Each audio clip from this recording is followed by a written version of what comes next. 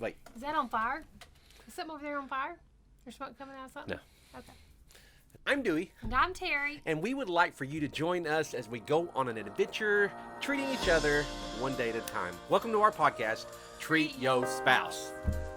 So Terry treated me to a fun date before we get into our book from this day forward. Would you like to kind of tell them what you did for me? I don't know about this. So did I treat you to that 50K? Well, you treated me to the camp. Okay, so Dewey was running a 50K at Fall Creek Falls. That's right, 50K. Dewey used to do a 50 up there. 50K through the wooded area of Fall Creek Falls. He was doing it on a Sunday morning. Mm-hmm. Right, Dewey? It was right. Dewey may have to start another podcast / YouTube channel just about how you train. No. To run a 50K? I am starting another YouTube channel, just called Living Alive. Do that.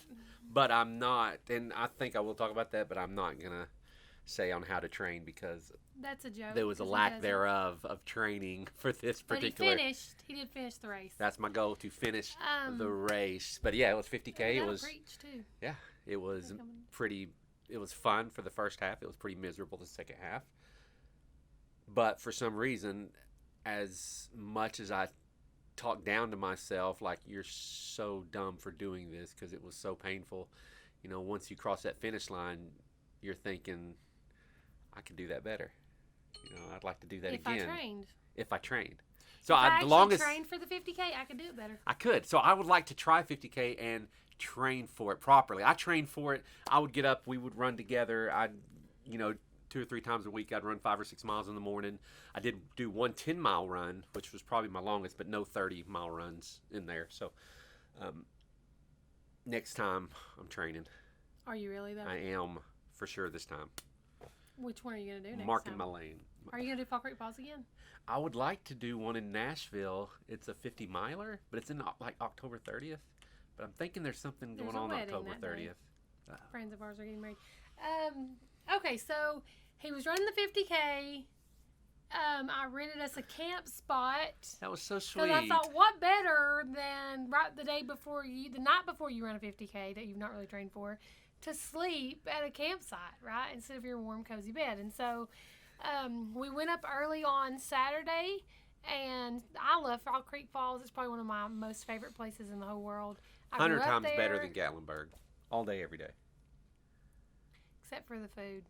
But anyway, I grew up there. We grew up going there. I have so many memories there. I love Fall Creek Falls. So we went up a little bit early. We got to ride bikes a little bit. You didn't ride a lot of bikes because you couldn't I was afraid to get too sore. The 50K coming the next day. We also, which this was my idea, I'm taking full credit. And she should get it.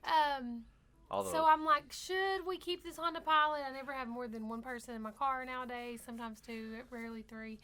And then I realized we could lay all the seats flat, and we can put probably about a full-size bed, wouldn't you say, maybe? Yeah, it was a full-size bed. We got a camper. It ain't no Honda Pilot.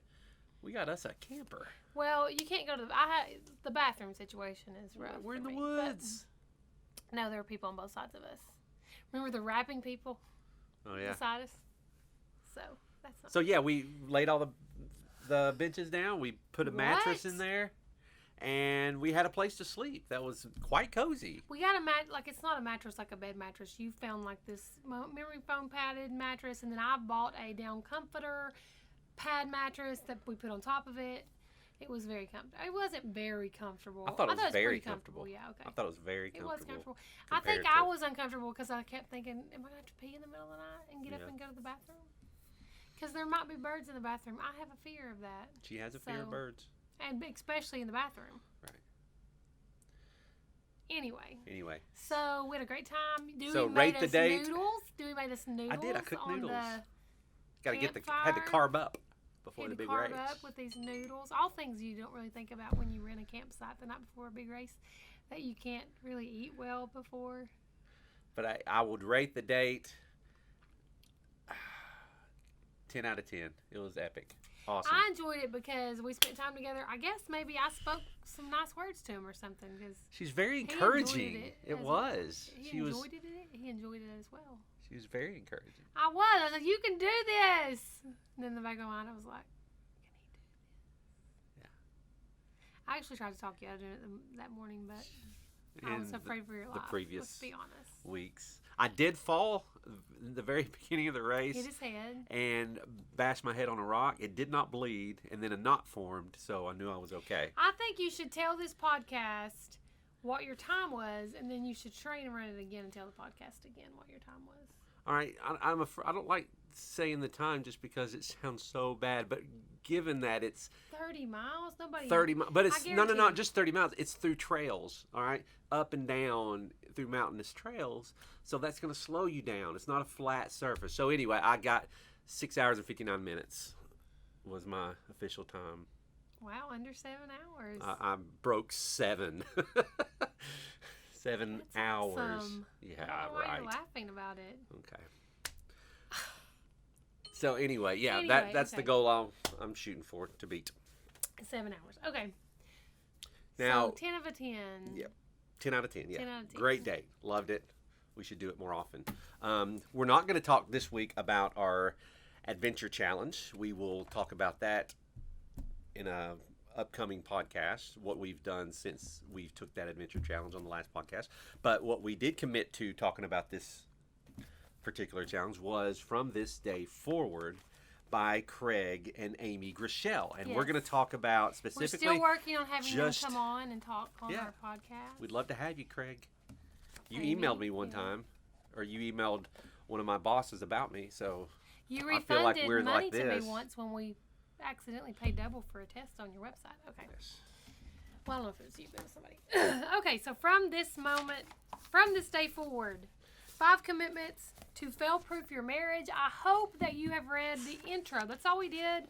So if you've not read it yet, that's fine because you can just hop on the book and The intro's not very long at it's all. not very long. It's and only like- you can catch up in no time. Yeah, it's only like 10 pages, and you just read that introduction. We've got 5 commitments after the introduction, and we're going to do one per week and talk about them. So what I think we ought to do is maybe we read them, we don't talk about them to each other, and we talk about them for the first time to each other on the podcast. What do you think?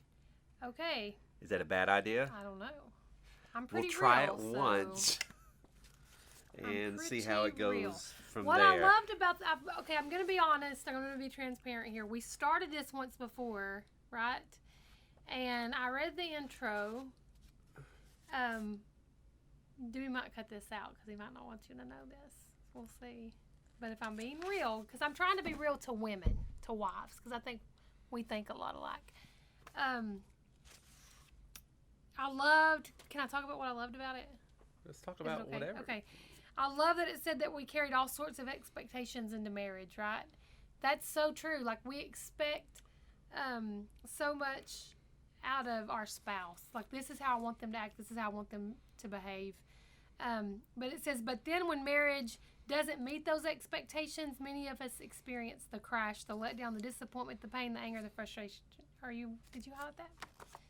Frustration and despair. Why are you looking at me like this? You always ask that. I'm just okay. trying to engage. And so as a woman, I think women definitely do that. We expect so much.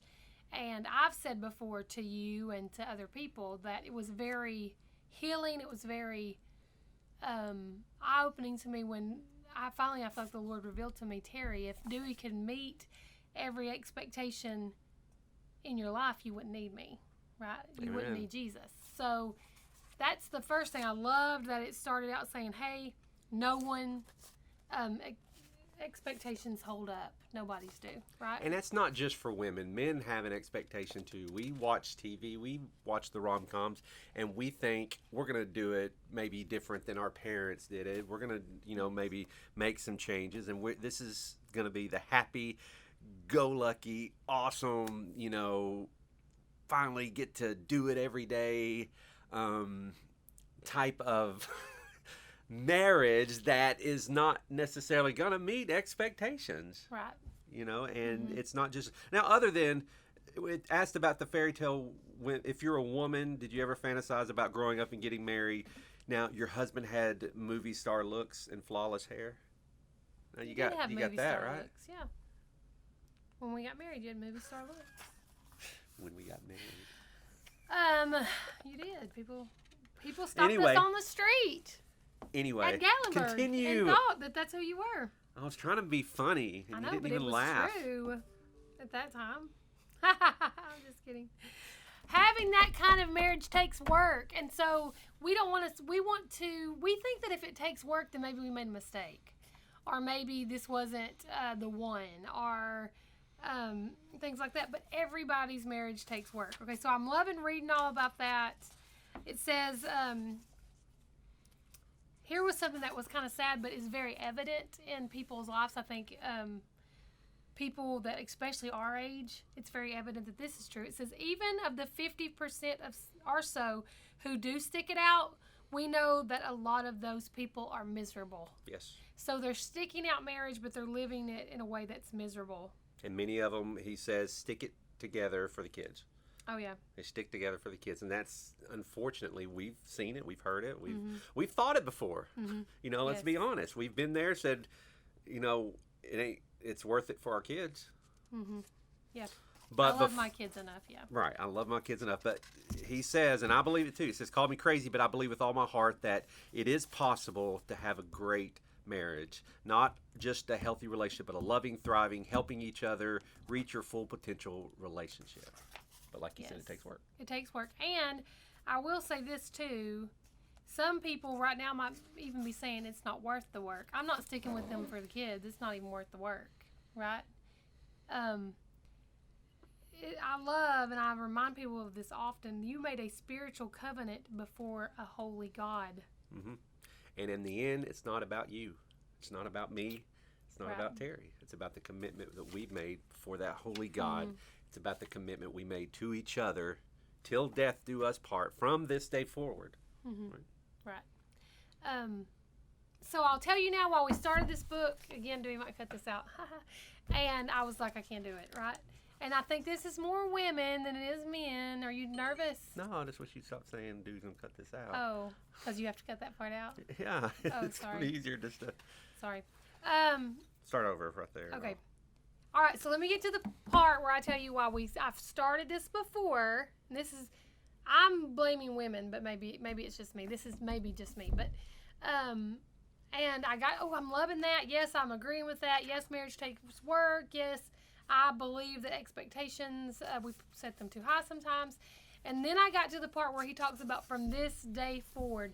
Those 4 little words are packed full of hope and promise, right, from this day forward. And it talks about you have to let go of all the past stuff and say from this day forward. And I even put yikes. It's hard to let go of all the past hurts and disappointments. And I know there's people who feel that way right now when they're listening to that. So I just I'm very much a justice person, right? Would you say that? And I think, no, we can't just forget that. Something, there has to, and you've really, when I say this, to say you've really not done anything terrible, right? It can be something as simple as, I don't know. I mean, I can't even think of anything to even compare it to. But some people, when I say that, think, wow, he must have done this, or he must have done that, or you've really not done anything terrible at all. Yeah. But I have little things. Hey, Gavin, come here. Gavin we'll just cut. In here. Yeah, Gavin's just poked his head. He don't live with us no more, so. What up, boy? Need the keys. Oh, you're going to you're taking the couch? I don't think there's anything I need in that. They're in it. They're in the cup holder, I think. Don't hit my car. Are you leaving right now? Yeah. You will come play kickball at the youth group tonight? Nope. All right, love you, bye. Just come wave at the camera real fast. That's not waving. Love you, I bye. want to see your muscles. Love you, bye. Okay, so as we were saying, it's little things that to me were like, well, that must mean he doesn't care a thing about me. He doesn't care a thing about me. That's the biggest things, the things that I neglect to do that she feels is he must not care about me. Right. And I own that. I mean, that's my bad. I've got to be more intentional about those things. But I say that to say this: is it worth? If you are sitting, and we're not miserable or anything, but if you're sitting in a miserable place, and you're saying, I'm sticking this out for my kids, or I'm sticking this out because it's a covenant I made with the Lord, right? That's your relationship with the Lord. What harm would it be to let it go? To say from this day forward. I mean, I guess some people think I don't want to be hurt again, maybe. I don't know. But what harm can it be? Especially when you're living in view of eternity and not this short, momentary life that we're living in. Look at the big picture. Yeah. Because how we treat each other today is how we, affects how we live forever. Right. And I think that, I can't remember if it's in Isaiah. I think it's in Isaiah where it says, behold, I will do a new thing. Shall you not know it, is what he says. Like, don't you know I can do a new thing, right? It says I can make a way, I'm paraphrasing here, in the wilderness, right? Bring streams in deserts. Maybe some of you feel like you are in a desert in your marriage, and God says, I can do a new thing in your marriage. I can bring life into your marriage. I can bring water of hope into your marriage and things like that. I can do a new thing. But if you go before that verse, and I had never read it before until a couple years ago, and it blew my mind because I'd say, Lord, I want you to do this new thing you keep telling me that you're going to do, and that I should know it. It shouldn't be a surprise to me. When you come to the verse before that, he says, let go of the former things. And I think that can speak into our lives just personally, but it can definitely speak into our marriages, that God's saying, let go of the former things. That doesn't mean continue to be done terribly. It means make a commitment with your husband today or your wife today and say, from this day forward, and let go of the former things and let God do a new thing. Absolutely. Right? And let these waters spring up in what you feel like is a desert land, right? And you're thirsty for something. God says, I can do that, but we have to let go of those former things first. Paul even said it to the Philippians. He said, but one thing I do, forgetting what is behind, pressing forward to what lies ahead through Christ Jesus. Right. And that's not, I love that he says I can bring when he talks about bringing the living water to the desert, or away in the wilderness. He's saying, I'll get you out. There's you're in this wilderness in your marriage. I can bring a path through the wilderness. So he's not saying keep living in the wilderness, keep living in the desert. He's saying, I'm going to get you out of it, but you got to let go of those things first. Right. There is life and life abundant that we have for the taking.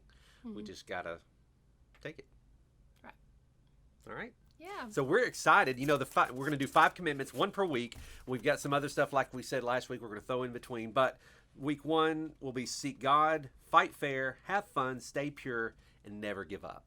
That's the 5 things. And I'm excited to get into this more. I'd like to close. I want to read this paragraph if you don't care. It's just a quote out of this book that we'd like you to do with us. But it says, what happened in your past does not matter. Did you mess up when you're dating? That's okay. Have you struggled with communicating? That's okay. Have you said things you wish you could take back? That's okay. Have you done things you regret? It's okay. God's mercies, his compassions never fail. They are new every morning, and he is faithful. Draw a line today and say your new lifelong love of life, your new love affair with each other, the greatest marriage you can imagine, begins now, today, from this day forward. Right now, in this very moment, we're committing that everything that happens from now on will represent your sacred commitment to your spouse before a holy God from this day forward. And that's what we're going to do. We're committing to, from this day forward, let go of those things and push forward towards him for that abundant marriage that he has promised to us. And we hope that you will join us in that. Yes, and we are committed to, even though we don't know your names, we wouldn't care if you private messaged us if you want us to know your names, but to pray for you as well as you go through this book with us. We're excited. We did, like I said, we stopped on the introduction, so we've not done anything else. Yep, so. Neither one of us, so we're going to be surprised, and you'll be surprised along with us. And again, I've got these books I got a couple at McKay's, one of our favorite stores, for like $2 or $3, and then you can find them if you go to Amazon. Don't get the new copy that's $10. If you scroll down a little bit, they have new and used and they'll have them like $3 or $4. So it's a great book. Get it. Let's do it together.